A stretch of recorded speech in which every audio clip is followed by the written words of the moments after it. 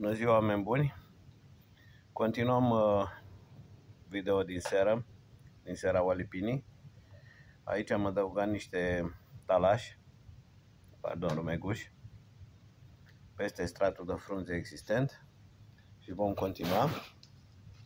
Aici este stratul adăugat mai de mult. Așa. Să dăm un pic și la sobă, sau de cum merge, da? Amestec de ulei cu lemne. Așa. Și vreau să vă arăt, aici sunt cartofii care încă evoluează bine. Da? Ardeii transplantați de afară, care sunt până acolo. Și aici vreau să vă arăt un experiment.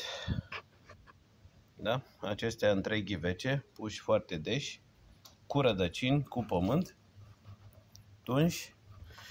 Sunt ardei pentru primăvară. Am văzut acest experiment la altcineva și am decis să-l fac și eu, să vedem dacă acești ardei vor supraviețui și vom avea fructe mai devreme la primăvară. Ceea ce intenționez este să-i mut în ceva mai mare, undeva până februarie-martie, și să vedem cum evoluează. Îi avem pe aceștia, care sperăm să supraviețuiască, și ăștia aș vrea să-i mut înăuntru sau chiar și afară. Deci tocmai au fost luați din grădină, ce au fost mai buni.